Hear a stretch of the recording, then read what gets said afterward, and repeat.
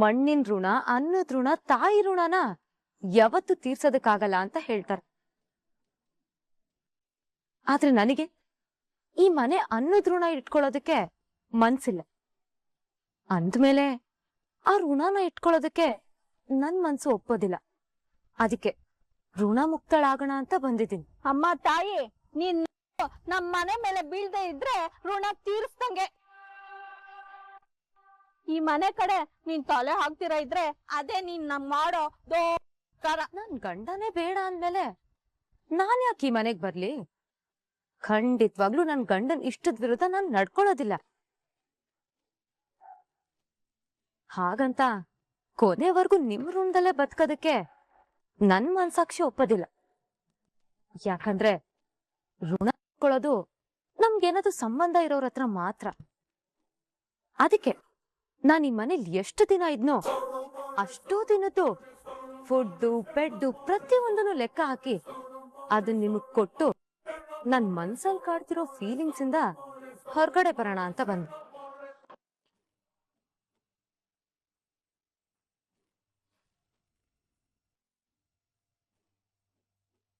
ನಿನ್ನ ಉದ್ದೇಶ ಇದನ್ನ ಕೊಟ್ಟು ಋಣಮುಕ್ತಾಳ ಆಗೋದೇ ಆಗಿದ್ರೆ ಆನ್ಲೈನ್ ಪೇಮೆಂಟ್ ಮಾಡ್ಬೋದಾಗಿತ್ತಲ್ವಾ?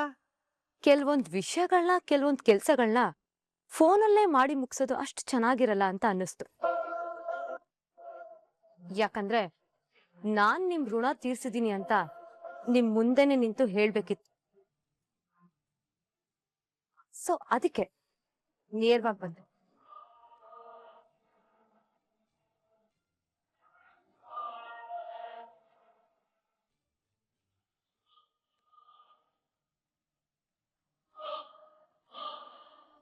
ಲೇ ಪಲ್ಲು, ಏನೇ ಇವಳು ಬಿರುಗಾಳಿ ತರ ಬಂದು ಸುಂಟ್ರ ಗಾಳಿ ತರ ಹೋಗ್ತಿದ್ದಾಳೆ. ಇವಳು ಬಂದಿದ್ ನೋಡಿ ಇಲ್ಲೇ ಇದ್ಬಿಡ್ತಾಳೇನೋ ಅನ್ಕೊಂಡೆ. ಅವನ್ ನೋಡಿದ್ರೆ ಇಷ್ಟು ದಿನ ಬೆಕ್ಕಿನ ಮರಿ ತರ ಇದ್ದ, ಈಗ ನೋಡಿದ್ರೆ ಗರ್ಜಿಸ್ತಿದ್ದಾನೆ. ಸತ್ಯಕ್ಕಿದು ಇಲ್ಲಿಗೆ ಅನ್ಸ್ತಿಲ್ಲ. ಎಲ್ಲಿಗೆ ಹೋಗ್ ಮುಟ್ಟತ್ತೋ ಆ ದೇವ್ರಿಗೆ ಗೊತ್ತು.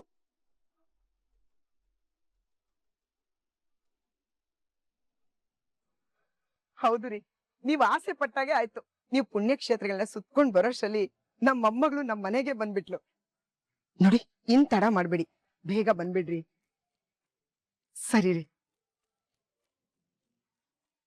ತುಂಬಾ ಮುದ್ದಾಗಿದ್ದಾಳೆ. ಏಯ್, ನೀವ್ ಎಲ್ಲರೂ ಫೋಟೋ ಕಳ್ಸೋ ಸೀನೇ ಇಲ್ಲ. ನಿಮಗೆ ಫೋಟೋ ಬಗ್ಗೆ ಎಲ್ಲ ಇಲ್ಲ. ಮಗು ನೋಡಂಗಿದ್ರೆ ಇಲ್ಲೇ ನೋಡ್ಬೇಕು. ಸರಿ, ಬಾಯ್.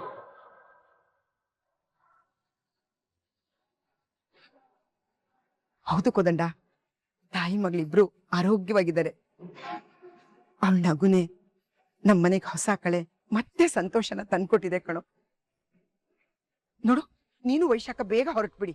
ಸರಿಯಪ್ಪ, ಕಾಯ್ತಾ ಇರ್ತೀನಿ ಕಣೋ, ಬೇಗ ಬಂದ್ಬಿಡಿ. ಸರಿ ಸರಿ.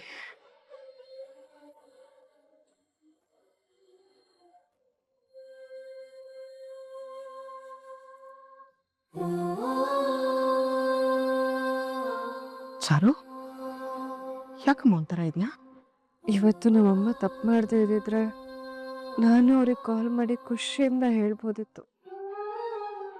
ಅಮ್ಮನಿಗೆ ಫೋನ್ ಮಾಡೋದಕ್ಕೆ ನನಗೆ ಇಷ್ಟ ಇಲ್ಲ, ನಮ್ಮ ಹೇಳೋದಕ್ಕೆ ಅವಕಾಶನೇ ಇಲ್ಲ. ನೋಡಿ ಚಾರು ಮೇಡಮ್, ಈಗೆಲ್ಲ ಒಳ್ಳೇದಾಗ್ತಾ ಇದೆ. ನಿಮ್ಮಪ್ಪ ನಿರಪರಾಧಿ ಅಂತ ಪ್ರೂವ್ ಮಾಡೋ ಪ್ರೋಸೆಸ್ ಕೋರ್ಟಲ್ಲಿ ಇನ್ನೇನು ಶುರು ಆಗುತ್ತೆ. ಅವ್ರು ಆದಷ್ಟು ಬೇಗ ಇಲ್ಲಿಗೆ ಬರ್ತಾರೆ. ನೀವೇನು ಚಿಂತೆ ಇಲ್ಲೇ ಆರಾಮಾಗಿರಿ. ಹೌದಮ್ಮ ಚಾರು, ನನ್ ಮೊಮ್ಮಗಳು ಕಾಲ್ಗುಣದಿಂದ ಎಲ್ಲ ಒಳ್ಳೇದಾಗ್ತದೆ. ಅದಕ್ಕೆ ನಮ್ ಪುಟಾಣಿ ಪ್ರಪಂಚಕ್ಕೆ ಕಾಲಿಟ್ಟಿದ್ದಾಳೆ ಅಂದ್ರೆ ಇದು ಒಳ್ಳೆಯವ್ರಿಗಷ್ಟೇ ಕಾಲ ಅಂತ ಅರ್ಥ. ಕೆಟ್ಟವರು ಶ್ರೀಕೃಷ್ಣನ್ ಜನ್ಮಸ್ಥಾನಕ್ಕೆ ಹೋಗಿ ಒಳ್ಳೆಯವರಾಗಿ ಬಂದ್ರೆ ಬರ್ಬೋದು, ಇಲ್ಲ ಅಂದ್ರೆ ಅಲ್ಲೇ ಇರ್ಬೋದು. ಹೌದು ಚಾರು ಮೇಡಮ್, ಬದಲಾಗಿ ಬಂದವ್ರನ್ನ ಸ್ವೀಕಾರ ಮಾಡೋಣ. ಬದಲಾಗದೆ ಇದ್ರೆ ಅದಕ್ಕೆ ಹಾಗಾಗಿ ಈಗ ನೀವು ಚಿಂತೆ ಬಿಟ್ಟು ಖುಷಿಯಾಗಿರ್ಬೇಕು ಅಲ್ವಾ ಕಂದ? ಹೇಳಿ ನಗಿ.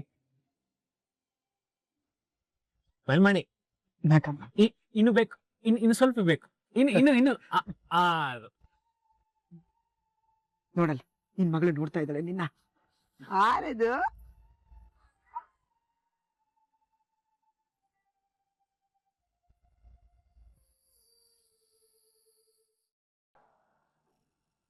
ಮನೋಜವಂ ಮಾರುತ ತುಲ್ಯ ವೇಗಂ ವಾತಾತ್ಮಜಂ ವಾನರಯೂತ ಮುಖ್ಯಂ ಶ್ರೀರಾಮದೂತಂ ಶರಣಂ ಪ್ರಪದ್ಯೆ. ಏನೋ ರಾಮಾಚಾರಿ, ಮಗು ಮುಂದೆ ಆಗ್ಲೇ ಶ್ಲೋಕ ಪ್ರವಚನ ಶುರು ಮಾಡ್ಬಿಟ್ಟಿದ್ಯಾ? ಮಕ್ಕಳಿಗೆ ನಾವು ಏನ್ ಕಲಿಸ್ತಾ ಇರೋ ತೊಂದರೆ ಇಲ್ಲ, ಒಳ್ಳೆ ಸಂಸ್ಕಾರ ಕೊಟ್ಟು ಸಮಾಜಕ್ಕೆ ಮಾರಕ ಆಗದಿರೋ ತರ ಬೆಳೆಸ್ಬೇಕಲ್ವಾ. ನೀನ್ ಹೇಳ್ತಾ ಇರೋದೇನೋ ಸರಿನೇ ರಾಮಾಚಾರಿ, ಆದ್ರೆ ಮಗುಗೆ ಈಗ್ಲೇ ಎಲ್ಲ ಅರ್ಥ ಆಗತ್ತಾ? ಖಂಡಿತ ಅರ್ಥ ಆಗುತ್ತೆ ಮುರಾರಿ. ಅಭಿಮನ್ಯು ಹೊಟ್ಟೆಲಿರ್ಬೇಕಾದ್ರೆ ಕೃಷ್ಣ ಹೇಳೋ ಎಲ್ಲಾ ಕತೆಗಳು ಅವನ್ಗೆ ಅರ್ಥ ಆಗ್ತಿತ್ತು. ಅದಕ್ಕೆ ಅವನ್ಗೆ ಚಕ್ರವ್ಯೂಹನ ಬೇಸದ್ ಹೇಗೆ ಅಂತ ಗೊತ್ತಾಗಿತ್ತು. ಯಾಕೆ, ಇದ್ ನಿನಗ್ ಗೊತ್ತಿಲ್ವಾ? ಹೌದಮ್ಮ, ಆದ್ರೆ ಆ ಕಾಲನೇ ಬೇರೆ ಈ ಕಾಲನೇ ಬೇರೆ, ಅದೆಲ್ಲ ಈ ಕಾಲದಲ್ಲಿ ಸಾಧ್ಯನಾ? ಕಾಲ ಯಾವ್ದಾದ್ರೇನು, ಹಸಿವು ಒಂದೇ, ಭಾವನೆಗಳು ಒಂದೇ. ನೋಡು, ನಾವು ಬದುಕ್ತಾ ಇರೋ ರೀತಿ ಬದ್ಲಾಗಬಹುದೇ ಹೊರತು ಆಕಾಶ, ಭೂಮಿ, ನೀರು, ಗಾಳಿ, ಬೆಂಕಿ ಇದ್ಯಾವುದು ಬದ್ಲಾಗಲ್ಲ. ತುಂಬಾ ಅದ್ಭುತವಾಗಿ ಮಾತು ಹೇಳಿದ್ರಿ ಮೇಡಮ್. ನೋಡೋ, ಈ ಮನುಷ್ಯ ತನ್ನ ಆಸೆಗಳಿಗೆ, ತನ್ನ ಅಗತ್ಯಗಳಿಗೆ ತನ್ನನ್ನು ತಾನು ಬದಲಾಯಿಸ್ಕೊಂಡು ಆಧುನಿಕತೆಗೆ ಒಕ್ಕೋಬೇಕು ಅಂತ ನೈತಿಕತೆ ಮೌಲ್ಯಗಳನ್ನೇ ಮರೆತು ಬಿಡ್ತಾ ಇದ್ದಾನೆ. ಹಾಗಾಗಿ ನಾವು ನಮ್ಮ ಮಕ್ಕಳಲ್ಲಿ ಸದ್ಭಾವನೆ, ಸದ್ಗುಣಗಳನ್ನ ಬೆಳೆಸ್ಬೇಕು. ಇರ್ಬೋದು ರಾಮಾಚಾರಿ, ಆದ್ರೆ ಮಗುಗೂ ಸ್ವಲ್ಪ ಜ್ಞಾನ ತಿಳುವಳಿಕೆ ಅನ್ನೋದು ಬರ್ಬೇಕಲ್ವಾ? ಈಗ ಮಗುಗ್ ತಿಳುವಳಿಕೆ ಇಲ್ಲ ಅಂತ ಯಾರು ಹೇಳಿದ್ನಿ? ಮಗು ಅಳ್ತಾ ಇದೆಯಲ್ಲ, ಅದ್ ಯಾಕೆ ಅಳುತ್ತೆ? ಅದು ಹೊಟ್ಟೆ ಹಸ್ದಾಗ, ಮತ್ತೆ ಈ ಮಲಮೂತ್ರ ಮಾಡಿದಾಗ, ಅದಕ್ಕೆ ಸ್ವಲ್ಪ ಕಿರಿಕಿರಿ ಆದಾಗ ಅಳುತ್ತೆ. ನೋಡ್ತ್ಯಾ, ನಾನ್ ಹತ್ರ ನನ್ ಕಡೆ ಗಮನ ಕೊಡ್ತಾರೆ ಅನ್ನೋದು ಮಗುವಿನ ಗಮನಕ್ ಬಂದಿರುತ್ತೆ. ಅಂದ್ಮೇಲೆ ನಾವ್ ಹೇಳೋದ್ನ ಅರ್ಥ ಮಾಡ್ಕೊಳ್ಳೋ ಶಕ್ತಿ ಇದೆ ಅಂತ ತಾನೇ ಅರ್ಥ. ಅದಕ್ಕೆ ಕಣೋ, ನಾವು ಮಕ್ಳ ಮುಂದೆ ಯಾವಾಗ್ಲೂ ಒಳ್ಳೊಳ್ಳೆ ಮಾತುಗಳನ್ನೇ ಆಡ್ಬೇಕು.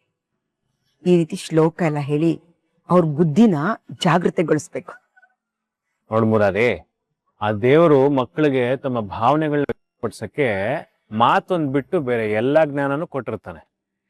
ಯಾಕೆ ಅಂದ್ರೆ ಮಕ್ಕಳು ಮಾತಾಡೋದನ್ನ ಕಲಿಯಕ್ಕೂ ಮುಂಚೆ ಕೇಳಿಸ್ಕೊಳ್ಳೋದನ್ನ ಕಲೀಲಿ ಅಂತ. ಹಾಗಾಗಿ ದೇವರು ಕೇಳಿಸ್ಕೊಳ್ಳೋ ಶಕ್ತಿ ಕೊಟ್ಟಿರೋದ್ರಿಂದ ಆದಷ್ಟು ಒಳ್ಳೆ ವಿಷಯಗಳನ್ನೇ ಮಾತಾಡ್ಬೇಕು. ನಮ್ ದೊಡ್ಡವರು ಯಾವಾಗ್ಲೂ ಮಕ್ಳು ಮುಂದೆ ಒಳ್ಳೆ ಮಾತನ್ನೇ ಮಾತಾಡ್ಬೇಕು, ಒಳ್ಳೆ ಕೆಲ್ಸನೇ ಮಾಡ್ಬೇಕು ಅಂತ ಹೇಳಿದ್ದು ಇದೇ ಕಾರಣಕ್ಕೆ ಅನ್ಸುತ್ತೆ. ನೋಡು, ನನಗೆ ಈಗ ಅರ್ಥ ಆಯ್ತು. ನೀನ್ ಮುಂದುವರ್ಸು.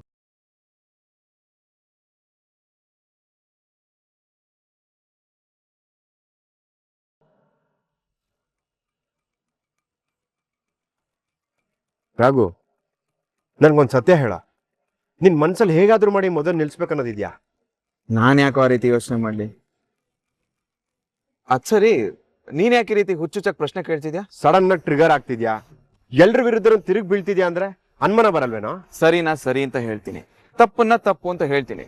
ಅದ್ರಲ್ಲಿ ಏನ್ ತಪ್ಪು? ಇಷ್ಟು ದಿನ 3 ಕೋತಿಗಳ ತರ ಕಣ್ಣು ಕಿವಿ ಬಾಯೆಲ್ಲ ಮುಸ್ಕೊಂಡಿದ್ದವನು ಇವಾಗ ಸಡನ್ ಆಗಿ ರಿಯಾಕ್ಟ್ ಮಾಡ್ತಿದ್ಯಾ ಅಂದ್ರೆ ಏನ್ ಅರ್ಥ? ನಿನ್ ಉದ್ದೇಶ ಏನು? ನೋಡ, ನಾನು ನನ್ನ ಫ್ಯಾಮಿಲಿಯವ್ರಿಗೋಸ್ಕರನೇ ಅನಿತಾನ ಮದ್ವೆ ಆಗಕ್ಕೆ ಒಪ್ಕೊಂಡಿದ್ದು. ಆದ್ರೆ ಅದೇ ಫ್ಯಾಮಿಲಿ ಬಗ್ಗೆ ಅನಿತಾ ಮಾತಾಡಿದಾಗ ಅದನ್ನ ನೋಡ್ಕೊಂಡು ಹೇಗೋ ಸುಮ್ನಿರ್ಲಿ, ಅದಕ್ಕೆ ನಾನು ತಪ್ಪು ಅಂತ ಹೇಳಿದೆ. ನನಗೆ ಯಾಕೋ ಇದು ಕಾರಣ ಅನಿಸ್ತಿಲ್ಲ. ನಿನ್ ಮನ್ಸಲ್ಲಿ ಬೇರೆ ಏನೋ ಇದೆ ಅನಿಸ್ತಿದೆ. ನನ್ನ ಮನ್ಸಲ್ಲಿ ಬೇರೆ ಏನಿರಕ್ ಸಾಧ್ಯ? ಹೇಗಾದ್ರೂ ಮಾಡಿ ಮದುವೆ ನಿಲ್ಸಿ ಮತ್ತೆ ಜಾನ್ಸಿ ಜೊತೆ ಬದುಕ್ಬೇಕು ಅನ್ನೋ ಆಸೆ. ಲವ್, ಏನೇನೋ ಮಾತಾಡ್ಬೇಡ. ನಾನು ಆ ರೀತಿ ಯೋಚನೆ ಮಾಡೋದೇ ಆಗಿದ್ದಿದ್ರೆ ಕೋರ್ಟಲ್ಲಿ ಯಾಕೆ ಡಿವೋರ್ಸ್ ಕೇಳ್ತಿದ್ದೆ? ನೋಡ, ನಾನು ನನ್ನ ಕುಟುಂಬಕ್ಕೋಸ್ಕರ ಒಂದು ನಿರ್ಧಾರ ತಗೊಂಡಿದ್ದೀನಿ. ಅದೇ ನಿರ್ಧಾರದ ಮೇಲೆ ನಾನು ನಿಂತಿದ್ದೀನಿ. ಅದನ್ನ ಬಿಟ್ಟು ನನ್ನ ಮನ್ಸಲ್ಲಿ ಬೇರೆ ಏನೂ ಇಲ್ಲ. ಆದ್ರೆ ಅದೇ ಕುಟುಂಬದ ವಿರುದ್ಧ ತಿರುಗಿ ಬಿದ್ದಿದ್ಯಲ್ಲ, ಇದು ನಿನ್ ಮದುವೆ ನಿಲ್ಸಕ್ಕೆ ಮಾಡ್ತಿರೋ ಪ್ಲಾನ್ ಅಂತ ಯಾಕೆ ಅನ್ಕೊಂಬಾರ್ದು? ಹಾಗೆ ಮದ್ವೆ ನಿಲ್ಸ್ಬೇಕು ಅಂತ ಅನ್ಕೊಂಡಿದ್ರೆ ನಾನು ಯಾಕೋ ಮದ್ವೆ ಓಡಾಡ್ತಿದ್ದೆ? ಇರ್ಬೋದು, ಆದ್ರೆ ನಿನ್ ಮನ್ಸನ್ ತುಂಬಾ ಬರೀ ಕನ್ಫ್ಯೂಷನ್ ತುಂಬ್ಕೊಂಡಿದ್ಯಲ್ಲ. ನನಗೆ ಕನ್ಫ್ಯೂಷನ್ ಇಲ್ಲ, ನಾನು ತಾಲಿ ಕಟ್ಟಕ್ ರೆಡಿ ಆಗಿದ್ದೀನಿ, ಅರ್ಥ ಮಾಡ್ಕೋ. ಮತ್ ಸಡನ್ ಆಗಿ ಯಾಕೆ ಈ ಬದಲಾವಣೆ? ನೋಡ, ಇಲ್ಲಿವರೆಗೂ ನನ್ನಿಂದ ಇನ್ನೊಬ್ರು ಮನ್ಸಿಗೆ ನೋವುಗಳಾಗಿರೋದೇ ಸಾಕು. ಇನ್ನು ಮುಂದೆ ಆ ರೀತಿ ಆಗಬಾರ್ದು ಅನ್ನೋ ಉದ್ದೇಶಕ್ಕೆ ನಾನು ಸ್ಟ್ರಾಂಗ್ ಆಗಿದ್ದೀನಿ. ಸರಿನಾ ಸರಿ ಅಂತ ಹೇಳ್ತೀನಿ, ತಪ್ಪನ್ನ ತಪ್ಪು ಅಂತ ಹೇಳ್ತೀನಿ. ಇನ್ನು ಮುಂದೆ ಹೀಗೆ ಇರಬೇಕು ಅಂತ ಡಿಸೈಡ್ ಆಗಿದ್ದೀನಿ. ಸಿಚುವೇಶನ್ ಏನೇ ಇರಲಿ, ಎದುರುಗಡೆ ಯಾರೇ ಇರಲಿ, ಇನ್ನು ಮುಂದೆ ತಪ್ಪನ್ನ ಖಂಡಿಸ್ತೀನಿ ಅಷ್ಟೇ.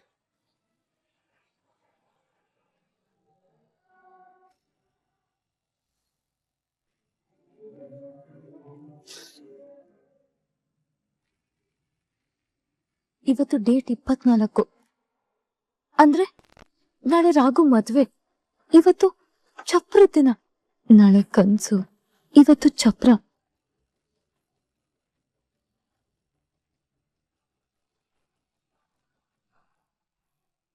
ಹಲೋ.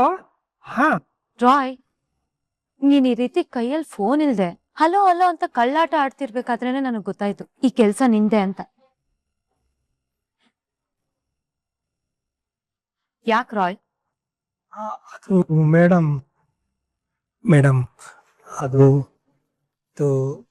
ಏನ್ ರಾಯ್, ಇವತ್ ರಾಘು ಚಪ್ರ, ನಾಳೆ ಮುಹೂರ್ತ ಇದೆ ಅಲ್ವಾ, ಅದನ್ ಮರ್ತೋಗ್ಲಿ ಅಂತನಾ?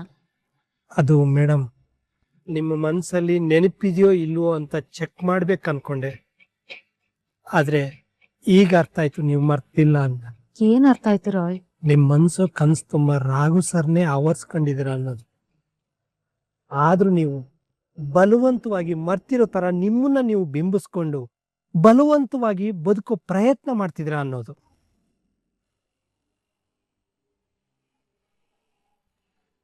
ಅದು ನಿನ್ ಕಲ್ಪನೆ ಅಷ್ಟೇ, ನನಗ್ ಯಾವ ನೆನಪು ಇಲ್ಲ. ಈ ವಿಷಯನ್ ಬಿಟ್ಬಿಡು. ಮೇಡಮ್, ನೀವು ಇಲ್ಲ ಅನ್ಕೂಡ್ಲೆ ನಂಬೋದಕ್ಕೆ ನಾನು ನಿಮ್ಮನ್ನ ಇವತ್ತಿಂದ ನೋಡ್ತಾ ಇಲ್ಲ ಮೇಡಮ್.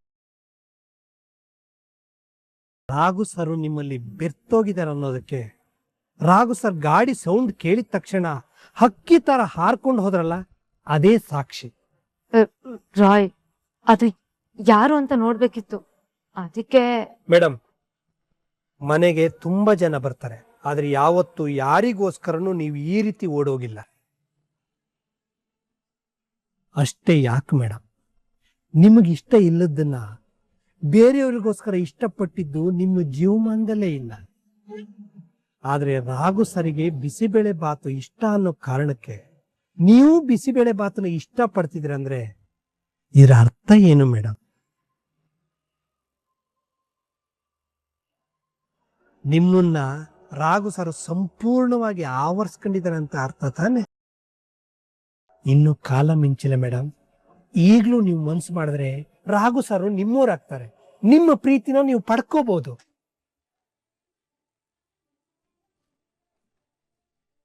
ಪ್ರೀತಿ ಅಂದ್ರೆ ಬರೀ ಪಡ್ಕೊಳ್ಳೋದಷ್ಟೇ ಅಲ್ಲ ರಾಯ್, ಬಿಟ್ಕೊಡೋದು ಪ್ರೀತಿನೇ. ರಾಘು ತನ್ನ ಫ್ಯಾಮಿಲಿಗೋಸ್ಕರ ತನ್ನ ಪ್ರೀತಿನ ಬಿಟ್ಕೊಟ್ಟಿರ್ಬೇಕಾದ್ರೆ ಅವನಿಗೋಸ್ಕರ ನನ್ನ ಪ್ರೀತಿನ ಬಿಟ್ಕೊಡ್ಬಾರ್ದ ರಾಯ್?